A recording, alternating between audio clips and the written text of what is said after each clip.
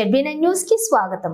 Ramagundam 20వ division లో మరియు పట్టణంలో స్ట్రీట్ లైట్స్ సరిగా వెలగటం లేదని అధికారుల నిర్లక్ష్యంపై మున్సిపల్ ఆఫీస్ ముందు కార్పొరేటర్ కన్నూరి సతీష్ కుమార్ నిరసన తెలిపారు। ఈ సందర్భంగా కన్నూరి సతీష్ కుమార్ మాట్లాడుతూ మౌలిక సదుపాయాలపై కార్పొరేటర్లు ఈ విధంగా నిరసన తెలపాల్సి వస్తుందని, ఇది సిగ్గుపడాల్సిన విషయమని, 20వ డివిజన్ లో దాదాపుగా అన్ని వార్డుల్లో స్ట్రీట్ లైట్స్ సరిగ్గా వెలగటం లేదని, నెలలు దాటినా రిపేర్లు చేయకపోవడంపై ఇక విసుగొచ్చి నిరసన తెలుపుతున్నామని ఆవేదన వ్యక్తం చేశారు। మౌలిక సదుపాయాల విషయంలో మున్సిపల్ కార్పొరేషన్ అధికారులు పూర్తి స్థాయిలో నిర్లక్ష్యం వహిస్తున్నారు।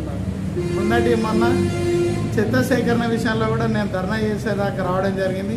ఈరోజు కూడా మరి స్ట్రీట్ లైట్స్ కొరకు నేను గత 20-30 సార్లు అధికారులకు తెలియడం జరిగింది। ఎప్పుడు చెప్పినా కూడా రేపు మాపన్న కాలయాపన చేస్తున్నారు, కానీ స్ట్రీట్ లైట్లు వెలగడం లేదు। మీరు స్వయంగా రండి, చూడండి, 20 డివిజన్ల ప్రధాన వీధులు ఎక్కడ కూడా స్ట్రీట్ లైట్లు వెలగడం లేదు। ఇదే సమయంలో మరి రామగుండం 20 డివిజన్ కాక రామగుండం పట్టణంలోని ప్రధాన వీధుల్లో బీపో రోజ్ గడ్డ నుండి మొత్తం 0 పాయింట్ వరకు, 0 పాయింట్ నుండి రైల్వే స్టేషన్ వరకు ఎక్కడ కూడా స్ట్రీట్ లైట్స్ వెలగడం లేదు। ఈ విషయాన్ని గత 10 రోజులుగా 20 రోజులుగా నెల రోజులకు పైగా కూడా స్ట్రీట్ లైట్ విషయం రిపేర్ చేయడంలో పూర్తి విఫలమైనలో ఈ విషయాన్ని అధికారులకు తెలియజేస్తే పట్టించుకోవడం సిగ్గుపడాల్సిన అంశం।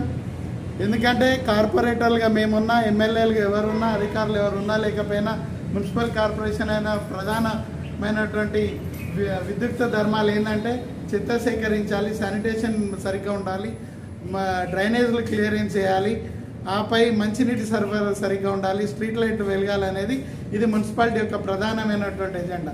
ఈ ఎజెండాను విస్మరించి కూడా మరి ఈ రకంగా ప్రవర్తించడం మంచిది కాదు।